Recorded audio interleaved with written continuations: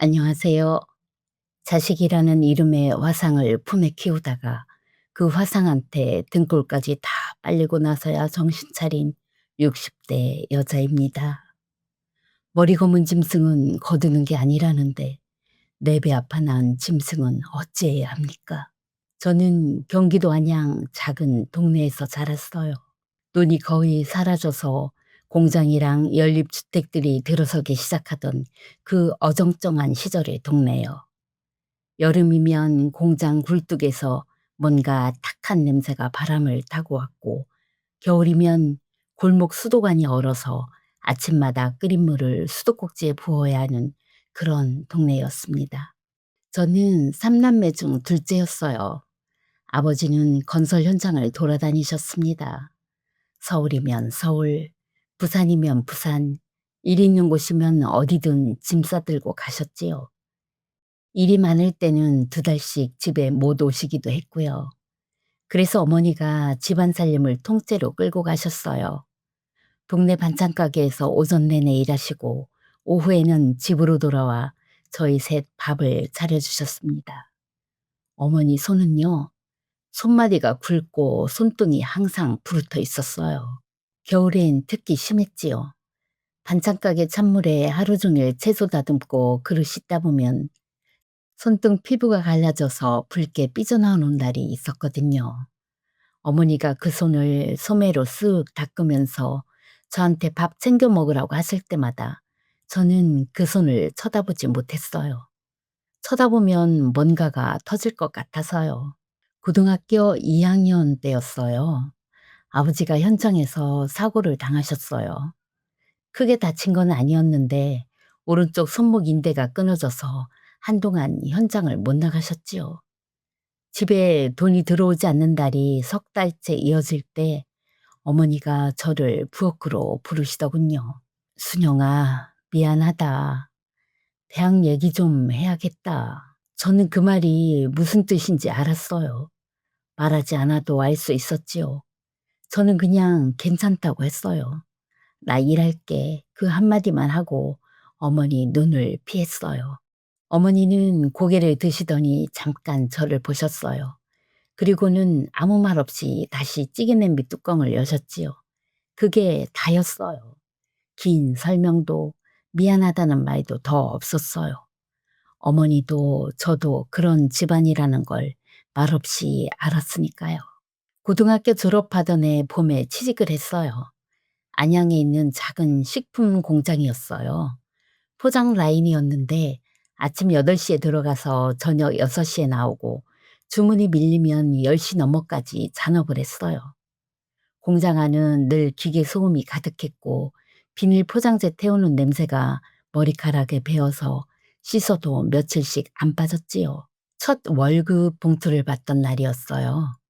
저는 봉투를 뜯지도 않고 어머니 앞치마 주머니에 밀어 넣었어요. 어머니가 봉투를 꺼내서 금액을 확인하시더니 한참 동안 아무 말씀이 없으셨어요. 그러다가 그러시더라고요. "순영아, 이렇게 고생시켜서 미안하다." 저는 그때 울지 않으려고 입술을 꽉 깨물었어요. 하나도 안 고생한다고 다음 달에 더 가져오겠다고 했지요. 거짓말은 아니었어요. 그 월급 봉투를 어머니한테 드리는 게 제가 할 수 있는 전부였고 그게 당연한 거라고 생각했으니까요. 그렇게 공장을 다니던 26에 남편을 만났어요. 남편은 이웃 동네 사는 사람이었어요. 서로 아는 사람 소개로 만났지요. 심성이 착했어요. 말이 많지 않고 잘난 척하지 않고 주변 사람한테 뭘 해주고 싶어하는 그런 사람이었지요. 28에 결혼했어요. 작은 전셋방 얻어서 시작한 살림이었어요. 그래도 저는 좋았어요. 어려서부터 없는 살림에 익숙했으니 전셋방 하나가 뭐가 어렵겠어요. 저는 결혼하고도 공장을 다녔어요. 당연히 다녀야 한다고 생각했지요. 아들 성우가 태어난 건 결혼 이듬해 여름이었어요. 처음으로 그의 얼굴을 봤을 때요. 이상하게 눈물이 안 나왔어요. 그냥 가슴이 꽉 차는 느낌이었지요. 이 아이만큼은 나처럼 살게 하지 말아야지. 그 생각 하나가 가슴속에 박혔어요. 그게 전부였어요. 거창한 꿈이 아니었어요. 우리의 손에 굳은 살 안 박히게, 기계 기름 냄새 안 배게, 남들처럼만 그것 하나요. 남편이 세상을 떠난 건 성우가 10살 되던 해 가을이었어요. 교통사고였어요. 갑작스러운 일이었지요. 아침에 출근하던 남편이 저녁에 싸늘한 몸이 되어 돌아왔어요. 그날 저녁, 저는 성우 저녁밥을 짓고 있었어요. 냄비 뚜껑을 여는데 전화가 왔지요. 수화기를 놓고 나서도 한참 동안 가스불 앞에 그냥 서 있었어요. 냄비 속 국이 흘러넘쳐서 불꽃이 탁탁 튀는 소리가 날 때까지 움직이질 못했지요. 저는 장례 4일째 되던 날 공장에 전화를 했어요. 이틀 후에 복귀하겠다고요. 공장 반장님이 좀 더 쉬어도 된다고 하셨는데 저는 안 된다고 했어요. 성우 학교 준비물 사줘야 했고 전세 만기가 넉 달 남았고 남편 빈자리에서 제가 무너지면 이 아이랑 저랑 같이 무너지는 거라는 걸 알았으니까요. 그때부터 뼈가 녹기 시작했던 것 같아요. 공장 포장 라인에 서 있던 다리가 무릎부터 먼저 사갔어요.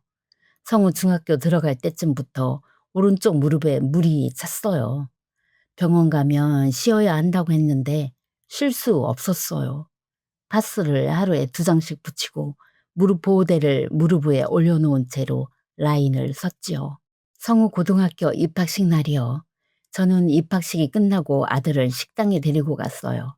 학교 근처 작은 돈가스 집이었는데 성우가 돈가스를 먹다가 고개를 들더니 대학 가면 엄마 공장 그만두게 해주겠다고 하더군요. 저는 그 말에 웃었어요. 아, 이 아이가 내 마음을 아는구나 싶어서요. 그 한마디가 그때는 세상에서 제일 든든한 말이었거든요. 성우는 공부를 곧잘 했어요. 학원을 보낼 형편은 아니었지만 학교 자습실에서 밤 10시까지 공부하고 오는 아이였어요. 졸업 앨범 사진도 안 찍는다고 할 때는 제가 사진 찍으라고 시켰어요. 그깟 앨범 값이 얼마냐고. 평생에 한 번인데 찍어야 한다고요. 그 앨범 값 4만 원이 그달 제일 뿌듯한 지출이었지요. 성우가 수능 보던 날 아침이요. 저는 새벽 4시에 일어나서 미역국을 끓였어요. 미역이 길다고 시험에 미끄러지지 말라는 소리 들으면 안 된다고 해서 친구들이 다 피하는 미역국을 저는 굳이 끓였어요. 내 새벽에 정성이면 미신 같은 게 무슨 상관이냐 싶어서요. 성우가 밥상 앞에 앉으면서 그랬어요. 엄마, 나 잘할게. 저는 국을 떠주면서 고개를 끄덕였어요. 아무 말 안 했어요. 목이 메었거든요. 결과가 좋았어요. 수도권 4년제 대학 경영학과에 붙었어요. 저는 공장 퇴근하고 혼자 집에 앉아서 합격 통보 문자를 10번은 읽었어요. 손이 떨렸어요. 그날 밤 저는 어머니 산소에 가고 싶었어요. 어머니한테 이 소식을 들려드리고 싶었거든요. 어머니 손등에 박혔던 그 기름대인 자국들한테 이제 좀 쉬어도 된다고 말해드리고 싶었어요. 이 아이가 잘 될 것 같았어요. 정말로 그때는 그렇게 믿었어요. 성우는 대학 졸업하고 취직 준비를 하다가 갑자기 사업을 하겠다고 하더군요. 26이었어요. 친구랑 둘이서 홍대 근처에서 작은 카페를 열겠다는 거였어요. 저는 걱정이 됐지만 막지는 않았어요. 젊을 때 한번 도전해 보는 것도 나쁘지 않다고 생각했고 무엇보다 이 아이를 믿었으니까요.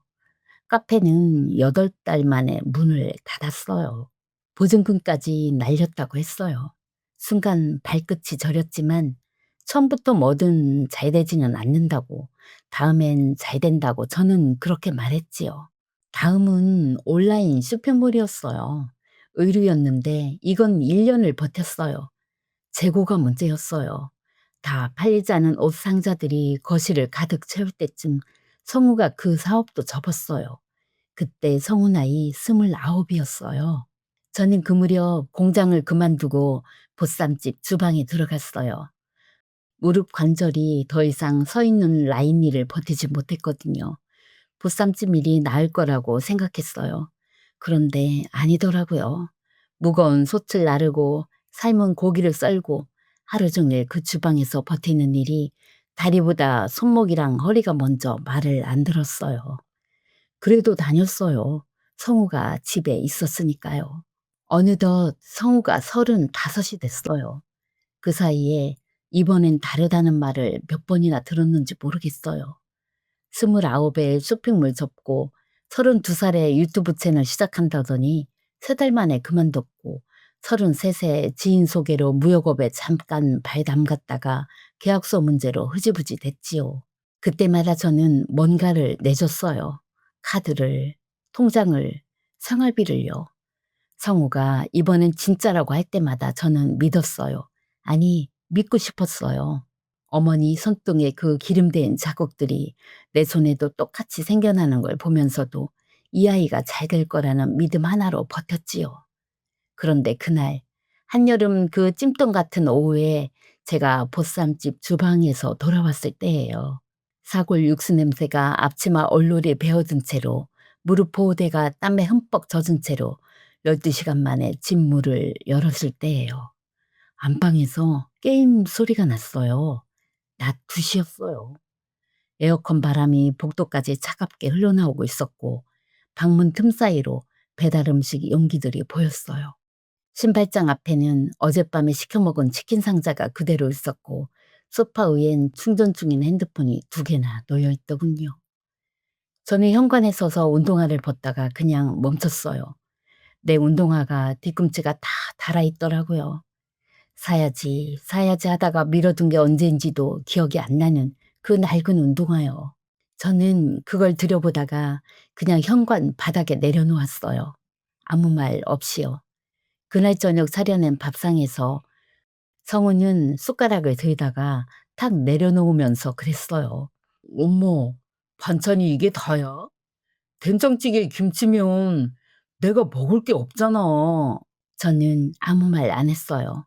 그 된장찌개 속 두부 반모가 1,000원이고 그 1,000원이 보쌈집 주방에서 제가 얼마짜리 시간으로 번 건지 그 계산을 아는 사람은 이 밥상에 저 혼자였으니까요. 성우는 숟가락을 다시 집어들더니 찌개를 떠먹으면서 그랬어요.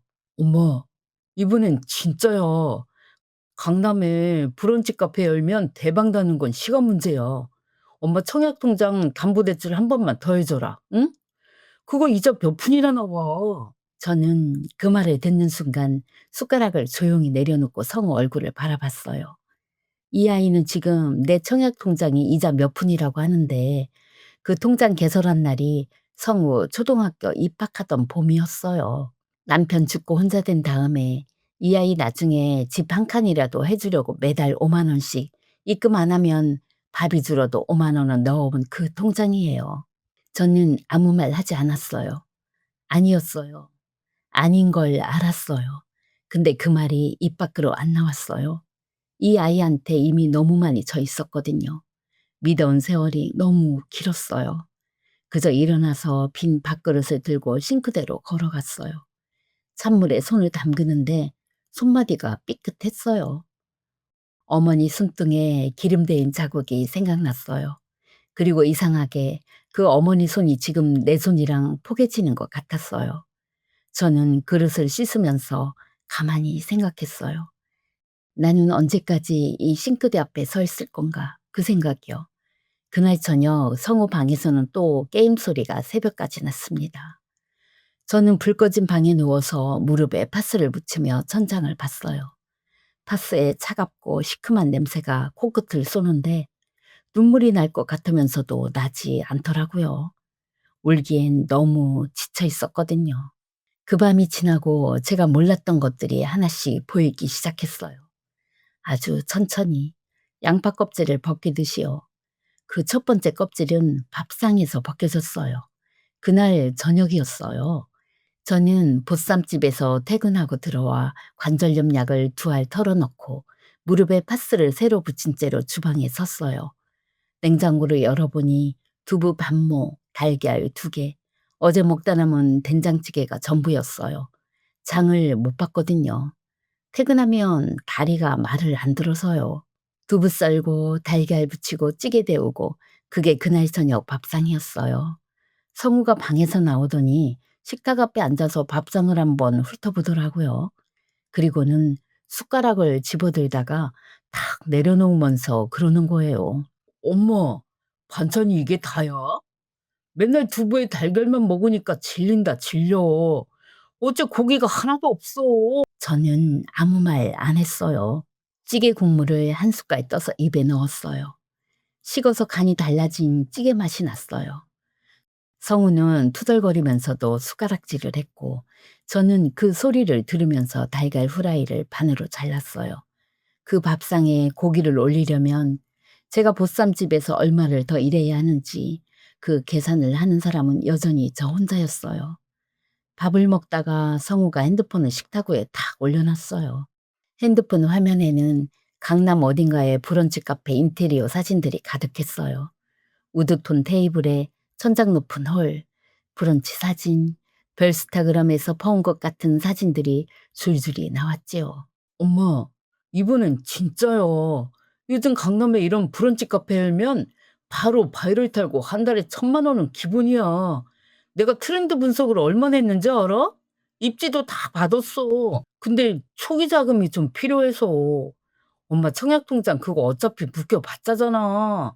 담보대출 한 번만 더 해줘, 응? 이번엔 진짜 다르다니까. 자식 앞들 막는 부모가 어딨어. 자식 앞길. 저는 숟가락을 천천히 내려놨어요. 그 청약통장이 또 눈앞에 어른거렸어요. 성우 초등학교 입학하던 봄부터 매달 5만 원씩 넣어온 통장이요. 홍대 카페 보증금 날리고 나서 한동안 손을 못 댔던 그 통장이요. 근데 이상한 건요. 제가 그 자리에서 또 아무 말을 못했다는 거예요. 생각해 볼게. 그 말만 하고 일어났어요. 싱크대로 가서 빈 그릇을 씻기 시작했어요. 등 뒤에서 성우가 핸드폰을 들고 또 카페 사진을 보고 있는 소리가 들렸어요. 그릇 씻는 찬물에 손을 담그는데 거실 구석에 쌓여있는 쇼핑몰 재고 상자들이 눈에 들어왔어요. 1년째 그 자리인 박스 옆면에선 습기 먹은 원단 냄새가 났어요. 치우라고 하면 싸워야 하니까 저는 그냥 매번 눈을 돌렸지요. 그 무렵 시댁 가족 단톡방에 형님이 글을 올렸어요. 아들이 이번에 과장을 달았다고요. 축하한다는 답장들이 줄줄이 달리는 걸 저는 퇴근길 버스 안에서 봤어요. 핸드폰을 내려놓으면서 창밖을 봤어요. 조카는 과장, 내 아들은 35 백수. 그 순간 다른 기억이 하나 떠올랐습니다. 3년 전이었어요. 형님이 저한테 전화를 했어요. 아들 결혼식 준비하는데 갑자기 목돈이 필요하다고 잠깐만 빌려달라고요. 얼마냐고 했더니 3천이라고 했어요. 저는 그때 보쌈집 주방에서 악착같이 모아둔 돈이 있었어요. 그거 빌려줬어요. 형님이 빨리 갚는다고 했으니까요. 그게 3년 전이었는데 아직 한 푼도 돌아오지 않았어요. 형님한테 먼저 말을 꺼내기가 못해서 제가 기다리고 있던 건데 그 형님 아들이 이번에 과장을 달았다고요. 저는 그 생각을 하다가 그냥 덮었어요. 지금 꺼낼 말이 아니었어요. 아직은요. 그렇게 일주일이 지났어요.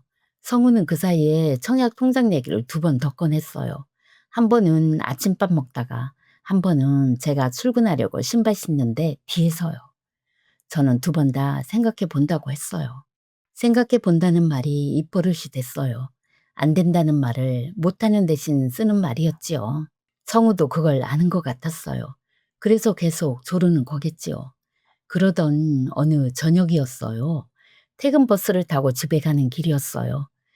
창밖으로 가로등 불빛이 지나가는 걸 멍하니 보고 있었는데 핸드폰이 울렸어요. 모르는 번호였어요. 받았더니 남자 목소리가 들려왔어요. 혹시 김성우 씨 어머니 되시나요? 저는 성우 씨랑 같이 카페 사업 알아보던 사람인데요. 성우가 이번에 강남 상가 계약 관련해서 어머니랑 얘기가 됐다고 해가지고 연락드렸어요. 이번 주 안에 계약 안 하면 자리가 나가거든요. 저는 버스 안에서 그대로 굳어버렸어요. 제가 생각해 본다고 했는데 성우는 그 말을 된다는 뜻으로 들은 거였어요. 아니, 처음부터 된다고 생각하고 진행을 하고 있었던 거예요. 저는 아무것도 결정한 게 없다고 말하고 전화를 끊었어요. 버스에 멍하니 앉아 있다가 두 정거장을 더 가서야 내렸어요. 저는 걸으면서 생각했어요. "생각해 볼게."라는 말을 몇 번이나 했던가. 그 말을 할 때마다 성우 얼굴에 스치던 표정이 떠올랐어요. 실망도 아니고 화도 아니고 그냥 잠깐 기다려 주는 표정이었어요. 제가 결국은 해줄 거라는 걸 아는 사람의 표정이요. 저는 그 표정이 언제부터 그렇게 됐는지 생각하다가 어느새 집 앞에 서 있었어요. 성우는 아직 안 들어와 있더군요. 저는 서랍을 열었어요. 청약 통장이 있는 서랍이요. 통장을 꺼내서 잔액을 봤어요. 손이 조금 떨렸어요. 이걸 또 건드리면 얼마가 남는지 계산하고 싶지 않은데 자동으로 계산이 되더라고요. 저는 통장을 다시 넣고 서랍을 닫았어요. 손목 보호대 위로 파스 냄새가 올라왔어요. 오늘 두 번째 붙인 파스였어요. 저는 그 냄새를 맡으면서 생각했어요. 내가 지금 뭘 지키고 있는 건지. 저는 서랍 손잡이에 얹은 손을 거두지 못하고 한참을 그렇게 있었어요. 그러다 그 생각이 들었어요. 아들은 지금 내가 어떤 표정으로 이 서랍 앞에 앉아 있는지 알기나 할까? 그 생각이 들었을 때 처음으로 뭔가가 달라지는 느낌이 왔어요. 슬픔도 아니고 분노도 아니었어요. 그냥 아주 차갑고 또렷한 뭔가가 가슴 안쪽에서 자리를 잡는 느낌이었어요. 저는 그날 밤 서랍을 잠갔어요. 마음속에 차가운 자물쇠 하나를 채워둔 채로 시간은 야속하게 흘러 가을을 데려왔어요. 추석 명절이었지요. 남들은 오랜만에 가족들 만난다고 마음이 들뜬다는데 저한테 명절은 1년 중 가장 숨이 막히는 날이었어요. 새벽부터 보쌈집 주방에서 얻어온 사골 육수며 고깃더미를 양손에 들고 시댁으로 향하는 내내 가슴이 납덩이를 얹은 것처럼 무거웠어요. 성우는 차 안에서 내내 핸드폰만 들여다봤어요. 친척들 보는 게 집단에 더 껄끄러웠겠지요. 근데 그 녀석이 받는 눈총보다 고개 숙인 자식을 지켜보는 어미 속이 몇 배는 더 찢어진다는 걸 그놈은 몰랐을 거예요. 시댁문을 열고 들어가자마자 기름 냄새가 훅 들이쳤어요. 저는 가방을 내려놓기가 무섭게 싱크대 앞으로 가서 앞치마를 둘렀어요. 집에서 하루 종일 기름때를 묻히고 살았는데 명절날 시댁에 와서도 제 몫은 뒤집개와 프라이팬 앞이었어요. 동서들은 과일을 깎으며 웃고 떠드는데 저는 허리 한번 못 펴고 기름 튀는 팬 앞에서 쉬지 않고 전을 부쳤지요. 동그랑땡, 호박전, 생선전, 녹두전. 기름이 팔뚝까지 튀어올랐어요. 그걸 닦으면서 또 다음 걸 올리고 또 닦으면서 다음 걸 올리고 앞치마에 기름이 튀어 까맣게 얼룩지고 머리카락에 기름 냄새가 배어들고 그게 제 명절이었으니까요. 점심때가 지나서야 형님이 문을 열고 들어왔어요. 손가락마다 번쩍이는 금반지를 끼고 양손에는 백화점 쇼핑백을 가득 들고요. 형님은 주방에 서서 전을 뒤집고 있는 저를 보더니 천천히 걸어왔어요. 그리고는 제 손을 쓱 쳐다봤어요. 어머, 올케 고생이 많네. 근데 올케 손 좀 봐라. 보쌈집 주방에서 일하더니 손톱 밑이 왜 그렇게 까매? 아무리 돈 버는 것도 좋다지만 명절날 친척들 보는데 손이 그게 뭐야? 걱정되네. 말은 걱정이라는데 그 눈빛엔 조롱이 가득했어요. 저는 까맣게 탄 손톱을 슬그머니 앞치마 뒤로 감추며 아무 말도 하지 못했지요. 형님은 제 반응은 상관없다는 듯 금반지를 만지작거리며 말을 이어갔어요. 옳게 우리 상철이 이번에 과장 달았잖아. 이번 명절에 보너스 나왔다고 엄마 용돈 하라면서 500만 원을 통장으로 툭 던지더라고. 내가 아주 자식 농사 하나는 기가 막히게 지었지 싶어. 돈이 문제가 아니라 그 기특한 마음이 얼마나 예뻐. 근데 우리 성우는 요즘 뭐 한대? 35이면 슬슬 남들처럼 제 앞가림도 하고 장가도 가야지. 자식 농사 흉년이면 늙어서 고려장이야 옳게. 내 말이 틀려? 자식 농사 흉년, 고려장. 그 단어들이 가슴팍을 송곳처럼 후벼 팠어요. 저는 뒤집개를 쥔 손에 힘을 꽉 줬지요. 주방 한 구석에서 사촌들 틈에 끼지 못하고 앉아있던 성우 얼굴이 불그락 푸르락 변하는 게 보였어요. 그날 저녁 밥상이 차려졌을 때 결국 터질 게 터지고 말았습니다. 대기업 다니는 사촌 형과 공기업 사촌 동생들이 성우한테 요즘 무슨 일 하냐고 넌지시 물어봤거든요. 성우는 술잔을 식탁에 3개 내려놓더니 갑자기 저를 향해 핏대를 세우며 소리를 질렀어요. 내가 왜 이러고 사는지 알아? 다 엄마 때문이잖아. 남들 부모는 자식이 사업한다고 하면 아파트도 한 채씩 턱턱 대주고 몇 억씩 밀어준다는데 엄마는 나한테 해준 게 뭐 있어? 겨우 푼돈 몇 장 지어주고 생색은 다 내고 그러니까 내가 기가 죽어서 일을 못 펼치는 거 아니야. 엄마가 안 밀어줘서 그런 거라고 엄마가. 쩌렁쩌렁 울리는 아들 고함에 명절 밥상이 얼음장처럼 굳어버렸습니다. 친척들의 안쓰럽고 잔인한 눈빛, 형님의 은근한 비웃음이 제 머리 위로 쏟아져 내렸지요. 심장이 바닥으로 뚝 떨어지는 것 같았어요. 저는 조용히 자리에서 일어났습니다. 그리고 복도 끝에 있는 화장실로 들어가 문을 걸어 잠갔지요. 변기 커버를 거칠게 내리고 그 위에 주저앉자마자 참았던 눈물이 콧물 터지듯 터져 나왔어요. 시댁 식구들이 들을까봐 두 손으로 입을 틀어막고 온몸을 떨며 숨죽여 오열했지요. 내가 어떻게 키운 자식인데 식당 주방에서 뼈가 녹아내리며 번 돈으로 뒷바라지를 해줬는데 돌아오는 게 고작 이 멸시와 원망이라니. 화장실 타일 바닥에서 차갑고 서늘한 기운이 발목을 타고 올라와 온몸을 얼려버리는 것 같았어요. 얼마나 울었는지 눈앞이 팽글팽글 돌고 속이 뒤틀렸지요. 하지만 저는 여기서 쓰러질 수 없었어요. 수건으로 눈물을 벅벅 닦아내고 거울 속 엉망이 된 제 얼굴을 똑바로 마주 보았지요. 밥상 앞에 다시 앉아서 숟가락을 들었어요. 아무 말 안 했어요. 형님도 더 이상 말이 없었어요. 성우는 핸드폰을 보고 있었어요. 저는 식어버린 국을 떠먹으면서 그냥 앉아있다가 시댁 식구들이 다 돌아간 뒤 혼자 설거지를 했습니다. 명절날 그 모진 수모를 겪고 돌아온 후에도 제 삶은 단 하루도 멈출 수가 없었어요. 가슴에 피멍이 들었어도 다음 날이면 어김없이 보쌈집 주방으로 나가 펄펄 끓는 솥 앞에 서야 했지요.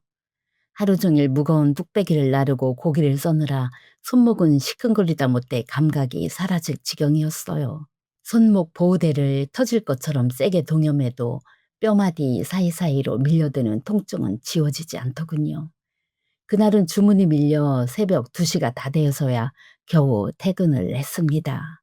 지친 몸을 이끌고 현관에서 운동화를 벗는데 거실 안쪽 아들 방 문틈으로 가느다란 불빛과 함께 낄낄거리는 웃음소리가 흘러나왔어요. 방문 앞을 지나치려는데 평소와는 전혀 다른 성우의 목소리가 깃전을 때렸어요. 낮고 호기로운 친구들 앞에서 잔뜩 어깨에 힘을 준 그런 낯선 목소리였지요. 오, 야, 걱정 말라니까. 이번 주말에 내가 강남에서 한 장 크게 쏜다. 돈 걱정을 왜 해?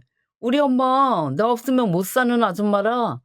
내가 새로운 사업 아이템 있다고 조금만 징징거리면 신용카드 그냥 바로 내줘. 말만 잘하면 돈이 뚝딱 나오는 기계인데 뭘 골치 아프게 걱정을 하냐?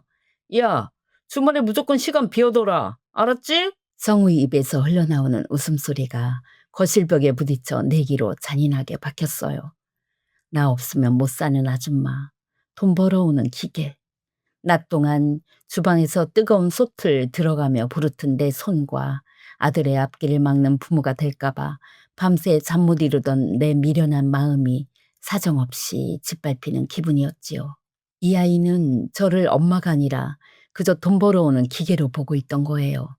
문고리를 잡았던 손끝이 얼음장처럼 차가워지다 못해 덜덜 떨리는데 신기하게도 그 순간 머릿속이 쨍하고 맑아지더군요.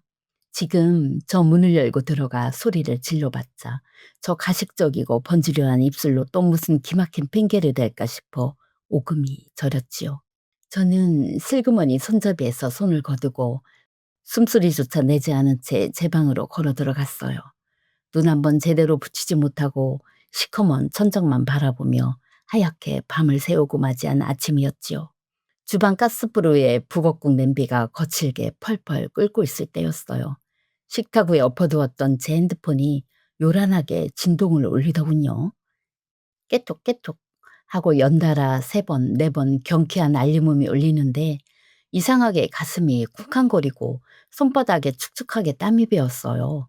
화면을 켜자마자 화면 가득 잔인하게 깜빡이는 붉은 글씨들이 제 눈앞에 사정없이 쏟아졌지요. 카드 한도 초과 안내, 강남 땡땡 룸살롱 180만 원 결제, 해외 직구 명품 브랜드 240만 원 결제. 내 눈이 잘못됐나 싶어 돋보기 안경을 찾아 쓰고 다시 들여다봐도 화면 속 숫자는 그대로였어요. 내가 그 불덩이 같은 보쌈집 주방에서 무릎뼈 갈아가며 하루 12시간씩 고기 기름때 묻혀가며 번 한 달치 목숨값이 하룻밤 사이에 강남 유흥가 바닥에 쓰레기처럼 뿌려진 거였어요. 숨이 턱 막히고 오장육부가 뒤틀리는 극심한 통증이 밀려와 저는 싱크대 모서리를 붙잡고 한참을 꺽꺽거리며 숨을 헐떡였어요. 화끈거리는 눈물이 뺨을 타고 흘러내리는데 머릿속에서 뭔가가 뚝 끊어지는 기분이 들더군요. 저는 주방에 서 있던 그대로 성호방을 향해 성큼성큼 걸어 들어갔어요. 대낮까지 에어컨을 풀로 틀어놓고 세상 모르게 처자고 있는 놈의 머리맡으로 다가가 서랍장을 거칠게 열어젖혔지요. 서랍을 헤집자마자 가죽 냄새가 코끝을 훅 찌르는 번쩍이는 새 명품 지갑이 제 거친 손에 걸려 나오더군요. 영수증 무더기를 바닥에 팽개치고 옷장문을 발로 차며 서랍 구석구석을 뒤엎기 시작했어요. 그러니까 서랍 깊숙한 곳에서 고급 가죽 케이스에 담긴 수입사 계약서랑 알이 굵어 번쩍거리는 명품 시계 케이스가 사정없이 바닥으로 우수수 쏟아져 내렸어요. 사업한다고, 트렌드를 알아야 대박을 터트린다고, 자식 앞길 막지 말고 청약통장 담보대출 해달라던 자식 새끼의 기만적인 실체가 내 눈앞에 훤히 드러난 순간이었지요. 내 피를 빨아먹고 사는 지독한 거머리, 딱 그 모습이었어요. 방바닥에 흩어진 명품 시계를 내려다보는 제 손톱 밑은 여전히 보쌈집 주방 기름때로 까맣게 물들어 있었습니다. 저 멀리 침대 위에서 성우놈이 부스스 눈을 뜨더니 아침부터 남의 방에서 뭐 하는 거냐며 짜증을 내더군요. 저는 손에 쥔 묵직한 시계 케이스를 잠결에 찌푸린 성우의 가슴팍에 그대로 던져버렸어요. 이불 위로 툭 떨어지는 소리와 함께 놈이 신경질적으로 눈을 떴지요. 저는 떨리는 손으로 카드 결제 내역이 찍힌 핸드폰 화면을 놈의 눈앞에 바짝 들이밀었어요. 이게 다 뭐냐고, 네가 사업한다고 가져간 돈이 다 이 구렁텅이로 들어간 거냐고 울분을 쏟아냈지요. 그놈은 잠시 당황하는가 싶더니 이내 얼굴을 험악하게 구기며 침대에서 벌떡 일어났어요. 미안해하는 기색은커녕 오히려 나보다 더 큰 소리로 소리를 지르기 시작하더군요. 엄마, 지금 내 방 뒤진 거야? 자식 뒷조사하고 감시해? 부모가 돼서 자식을 못 믿고 이딴 문자 몇 개로 사람을 거머리 취급을 해? 내가 강남에서 비즈니스 파트너들 만나고 외제차 좀 탄 게 다 누구를 위한 건데. 다 내 사업 인맥 쌓고 스케일 키우려고 그런 거 아니야. 엄마는 이래서 평생 그 보쌈집 주방 구석에서 고기나 썰고 사는 거야. 사람이 안목이 좁고 스케일이 작잖아, 스케일이. 적반하장도 유분수지. 그 뻔뻔하고 기가 막힌 말들이 내 가슴을 대못으로 사정없이 찌르는 것 같았어요.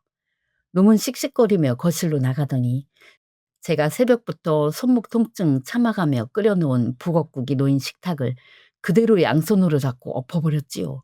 황하는 갱흥과 함께 사기 그릇이 박살이 났어요. 허연 쌀밥이 거실바닥 사방으로 지저분하게 흩어지고 펄펄 끓던 북엇국물이 제 발등 위로 사정없이 쏟아져 내렸지요. 살이 데이는 것처럼 뜨겁고 아팠는데 제 가슴 속에 찢어지는 통증에 비하면 아무것도 아니었어요. 저는 기가 막히고 가슴이 쿵쾅거려서 그대로 거실바닥에 주저앉아 쓰러졌어요. 오장육부가 뒤틀려서 숨을 쉴 수가 없었지요. 그렇게 쓰러진 애미를 놈은 뒤도 돌아보지 않고 현관문을 콱 닫고 나가버리더군요. 텅 빈 집안에 널브러진 밥알과 국물 찌꺼기를 보는데 온몸에 피가 다 빠져나가는 것처럼 사지가 오돌오돌 떨렸어요. 이 세상에 나 혼자만 덩그러니 버려진 것 같았거든요. 정신을 차려보니 저는 어느새 보쌈집 주방 구석 불 꺼진 식탁 앞에 채 사장과 마주 앉아 있었어요. 주방 구석에서 풍기는 씁쓸한 소주 냄새와 락스 냄새가 섞여서 코끝이 메워봤지요. 저는 눈물도 안 나오는 마른 눈으로 제 사장이 따라주는 소주잔을 연거푸 입 안으로 털어넣었습니다. 가만히 제 얘기를 듣던 제 사장이 잔을 탁 내려놓으며 내 손을 꽉 잡았어요. "순영 씨, 정신 똑바로 차려. 자식은 품 안의 자식일 때나 자식인 거야. 저건 자식의 탈을 쓴 악마고 순영 씨 인생을 야금야금 갉아먹는 암덩어리야. 지금 도려내지 않으면 순영 씨가 먼저 피말라 죽는 거야. 내 말 무슨 뜻인지 알겠어?" 암덩어리라는 그 한마디가 내 차갑게 식어버린 심장에 사정없이 내리꽂히더군요. 저는 마지막 남은 소주를 입안에 털어넣고 자리에서 천천히 일어났습니다. 시린 새벽바람을 맞으며 집으로 걸어오는 동안 이상하게도 정신이 송구처럼 날카로워지더군요. 눈물은 식당 바닥에 다 쏟아부었는지 더 이상 한 방울도 나오지 않았어요.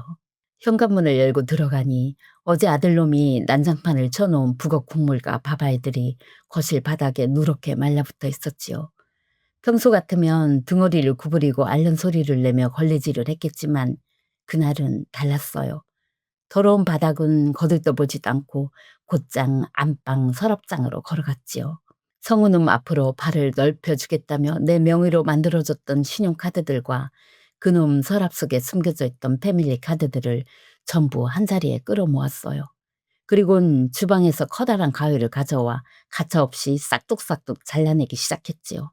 딱딱한 플라스틱 카드가 착착 소리를 내며 반토막이 나고 거실 바닥으로 툭툭 떨어질 때마다 가슴속에 엉겨붙었던 채증이 아주 조금씩 씻겨 내려가는 것 같았어요.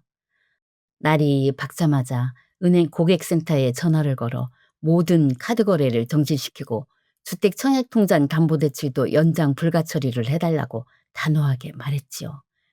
그 다음은 그 잘난 아들놈의 옷장으로 향했어요. 옷장을 열어젖히자 내 등골을 짜내서 지 옷값으로 날린 값비싼 명품 옷들과 수입 구두들이 옷장에 빼곡하더군요. 한 벌에 100만 원이 넘는다는 패딩이며 번쩍거리는 가죽 재킷들을 옷걸이채로 거칠게 낚아채서 바닥으로 내팽개쳤어요. 창고 구석에 처박혀 있던 커다란 이민 가방과 100미터짜리 시커먼 쓰레기 봉투를 끌고 와서 그 귀하다는 옷가지들을 사정없이 처박았습니다. 용선이 천륜이니 하니 약해진 마음은 이미 저 먼 새벽 공기 속으로 날려보낸 지 오래였어요. 저는 거실 한 구석에 놈의 흔적이 담긴 시커먼 짐가방들을 탑처럼 높다랗게 쌓아두고는 현관 문 앞으로 걸어가 도어락 비밀번호를 변경했어요. 사흘 동안 집안은 지죽은 듯이 고요함만 겉돌았어요. 카드도 끊기고 대출도 완전히 막혔으니 돈줄 받은 놈이 언제고 악을 쓰며 기어들어올 거라는 걸 알고 있었지만 이상하게 무섭지도 손이 떨리지도 않더군요. 가슴속에 차갑고 단단한 얼음덩어리가 하나 들어있는 것처럼 그저 또렷하고 담담할 뿐이었어요. 마침내 사흘째 되던 날 저녁 도어락을 거칠게 누르는 소리가 들려왔지요. 띠리릭 띠리릭. 비밀번호가 틀렸다는 날카로운 경고음이 3번, 4번 연달아 아파트 복도를 시끄럽게 울려댔어요. 그리곤 아들놈은 이내 문을 쾅쾅 두드리며 짜증이 잔뜩 섞인 목소리로 고함을 질렀지요. "엄마, 문 왜 안 열려? 비밀번호 바꿨어? 나 피곤해 죽겠으니까 빨리 문 좀 열어봐." 저는 거실 구석에 있던 놈의 시커먼 가방들을 양손에 무겁게 쥐고 현관문 앞으로 천천히 걸어갔어요. 그리고 조금의 망설임도 없이 문을 활짝 열어젖혔지요. 아들놈은 황당하다는 표정으로 저를 매섭게 내려다보더군요.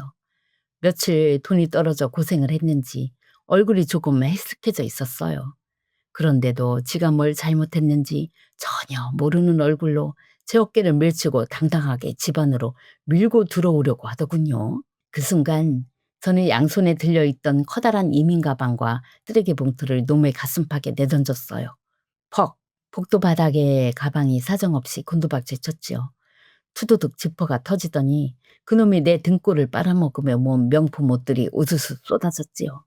수백만 원짜리 구두짝들이 차가운 시멘트 바닥 위로 지저분하게 뒹굴었습니다. 당황해서 입을 벌리고 어버버하는 놈의 얼굴을 향해 앞치마 깊숙한 주머니 속에서 꺼낸 실물 통장 하나를 날카롭게 집어던졌어요. 제가 10년 동안 모은 모서리가 다 달아터진 1,500만 원짜리 통장이었지요. "이 통장 똑바로 봐라. 이거 네가 비웃던 그 보쌈집 주방에서 내가 하루 12시간씩 무릎 뼈 갈아가며 번 내 목숨값이다. 너 같은 괴물을 자식이라고 믿고 품어준 내 미련한 죄의 대가야. 그 잘난 외제차라고 명품 시계에 사재 끼던 네 깨끗한 손으로 이 기름때 묻은 통장 들고 내 집에서 당장 꺼져라. 이제 내 인생에 너라는 자식은 없다." 아들놈은 바닥에 흩어진 통장과 옷가지들을 번갈아 보더니 눈에 핏대를 세우고 교묘하게 가스라이팅을 하며 나를 쏘아붙였어요. "엄마가 어떻게 나한테 이래? 자식이 사업하다 좀 힘들 수도 있지. 천륜을 저버리겠다는 거야? 나 길바닥에 앉아 죽으라는 소리잖아. 부모가 돼서 어떻게 자식을 이렇게 매정하게 버려? 나중에 후회 안 할 자신 있어?" 자식이라는 멍에를 무기로 저를 마지막까지 흔들어 보려는 그 비열함에 더 이상 대꾸할 가치조차 느끼지 못했지요. 저는 놈의 당혹스러운 얼굴을 차갑게 마주본 뒤 현관문을 쾅 닫아버렸어요. 아들놈은 문 밖에서 발기질을 해대며 씩씩거리더니 이내 복도 저편에서 누구에겐가 다급하게 전화를 걸어 응얼거리기 시작했어요. 시간이 좀 지났을까? 제 휴대폰이 자지러지게 울리기 시작하더군요. 형님이었어요. 통화 버튼을 누르자마자 수화기 너머로 떽떽거리는 형님의 목소리가 사정없이 들이쳤지요. 올케가 미치지 않고서야 어떻게 제 배 아픈 난 자식을 길바닥에 내팽개칠 수가 있냐며 천륜을 저버린 죄를 어떻게 감당하려고 일어나며 난리 법석을 떨어댔지요. 지 자식 귀한 줄만 알고 남의 자식 귀한 줄을 모르는 그 얄팍한 입술이 전화기 너머에서 쉴 새 없이 저를 난도질하더군요. 저는 귀에서 핸드폰을 멀찍이 떨어뜨린 채 한참 동안 형님의 그 표독스러운 악다구니를 가만히 듣고만 있었어요. 화도 나지 않고 그저 헛웃음만 새어나왔지요. 명절날 번쩍이는 금반지를 끼고 내 까만 손톱을 조롱하며 자식 농사 흉년이면 고려장이라던 형님이 떠올라 입가에 차가운 미소가 피어올랐어요. 형님의 숨이 턱에 차서 쌕쌕거릴 때쯤 저는 서랍장에서 꺼내든 해묵은 서류 한 장을 내려다보며 조용히 입을 열었지요. "형님, 명절날 내 자식 백수라고 동네방네 비웃으셨죠? 형님이 그 잘난 아들 결혼시킬 돈 없다고 3년 전에 내 피 같은 돈 빌려가실 때 내가 바보라서 그냥 준 줄 아십니까? 돈은 형님이 싸들고 갔어도 형님 그 귀한 아드님이 사인한 차용증 내 손에 아주 퍼렇게 살아있어요. 내 자식 끌고 내가 알아서 할 테니까요. 댁 아드님 회사 게시판에 이 차용증 올리기 싫으면 댁이나 자식 단속 잘하세요." 그 말과 동시에 통화 버튼을 잠시 내려놓고 미리 찍어두었던 차용증 사진을 문자로 전송해 버렸어요. 다시 전화를 기에 대자 핸드폰 너머로 숨이 턱 막힌 형님의 거친 들숨이 고스란히 넘어왔지요. 지 잘난 아들 과장자리에 흠집이라도 날까 봐 방금 전까지 천륜을 논하던 그 주둥이로 올케, 올케 잠시만. 내가 당장 알아보고 전화할게 올케." 하며 떽떽거렸지요. 형님은 전화를 끊기가 무섭게 빌려간 3천만 원에 3년치 이자까지 악착같이 보태서 제 통장으로 즉시 송금하더군요. 저는 미련 없이 종료 버튼을 누르고 형님의 번호와 아들 성우의 번호를 차례로 차단 목록에 집어넣은 뒤 주방으로 가서 차가운 물을 틀었어요. 찬물에 거칠어진 손을 득득 씻어내는데 희한하게도 속이 다 시원하더군요. 가슴을 콱 막고 있던 얹힌 게 쑥 내려가는 그런 기분이었어요. 그날로 저는 35년 동안 자식이라는 이름으로 채워졌던 족쇄를 제 손으로 풀어 헤쳤습니다. 아들놈 소식은 보쌈집 채 사장을 통해 간간히 들려왔지만 카드며 대출이며 돈줄을 다 막아버렸으니 본인이 버틸 재간이 없었겠지요. 여기저기서 빚독촉 밀려오고 할부로 뽑았던 외제차까지 길바닥에서 압류당하더니 그 혹독한 현실을 이겨내지 못한 아들놈은 옥탑방 보증금까지 날리고 길바닥으로 다 앉았다고 하더군요. 그래도 저는 눈길 한번 안 줬습니다. 놈의 전화를 다 차단해버리고 오롯이 내 몸뚱이 하나 건사하는 일에만 집중했지요. 매일 아침이면 보쌈집 주방 대신 동네 구민세따 수영장으로 향했습니다. 평생 무거운 손 나르고 식품 공장 라인에 서 있느라 무릎이며 허리가 성한 곳이 없었는데 물속에 들어가 흔적도 없이 몸을 띄우고 있으니 비로소 살 것 같더군요. 수영장 락스 냄새가 진하게 올라올 때마다 평생 내 몸에 문신처럼 배어있던 퀴퀴한 고기 기름 냄새며 사골 육수 김서림이 한꺼풀씩 씻겨나가는 것 같아 매일 아침을 거르지 않고 물속으로 들어갔어요. 그렇게 지독하게 자식을 끊어내고 1년이라는 세월이 흘렀을 무렵이었어요. 칼바람이 베란다 창문을 세차게 흔들던 저녁이었는데 현관문 밖에서 아주 조심스럽게 도어락을 만지작거리는 소리가 나더군요. 문을 열어보니 그곳에는 낡은 작업복을 입고 흙먼지가 묻은 안전모를 든 아들놈이 고개를 숙이고 서 있었어요. 그 1년이라는 시간이 제 배 아파 낳은 자식을 매정하게 끊어냈던 그 독한 세월이 참 무섭기는 무섭더라고요. 맨날 기가 죽었네 어쩌네 하면서 내 등골만 빼먹던 놈이 얼굴은 반쪽이 돼서 시커먼 작업복에 흙먼지를 잔뜩 뒤집어 쓰고 내 앞에 서 있는데 순간 가슴이 덜컥 내려앉으면서 심장이 미친 듯이 요동을 쳤어요. 아무리 독하게 마음을 먹었어도 어미는 어미인지 그 거칠어진 손이랑 부르튼 얼굴을 보는데 눈물이 왈칵 쏟아지려는 걸 입술을 피가 나도록 씹으며 참았습니다. 성우는 제 앞에 무릎을 꿇고 덜덜 떠는 손으로 통장을 내밀었어요. 그 통장 겉면에는 때가 꾀지지하게 묻은 채로 어머니 노후 자금이라고 정자로 꾹꾹 눌러 쓴 글씨가 보였습니다. 1년 동안 공사판에서 험한 소리 들어가며 제 발로 서서 땀 흘려 모은 돈이 차곡차곡 찍혀 있는 걸 보는데 머릿속이 하얘지면서 가슴 밑바닥에서부터 뜨거운 덩어리가 울컥 치받쳐 올라왔어요. 엄마, 미안해. 내가 진짜 잘못했어. 엄마 목숨값을 내가 다 갉아먹고 살았어. 바닥을 적시며 꺽꺽거리는 아들의 눈물을 보는데 1년 동안 얼음장처럼 굳어있던 제 마음이 와르르 무너져 내리더군요. 지 엄마를 돈 나오는 기계로 알던 철부지가 이제야 제 손으로 번 돈 1,000원이 얼마나 무섭고 귀한지 아는 진짜 어른이 돼서 돌아온 거였어요. 저는 화끈거리는 눈을 감아 누르며 보글보글 끓고 있는 된장찌개 가스불을 줄였어요. 그리고 1년 동안 가슴에 묻어두었던 자식놈의 이름을 나직하게 부르며 주방 서랍을 열고 밥상 위에 올릴 수저 2벌을 꺼내어 지었습니다. 지금까지 순영님의 사연이었습니다.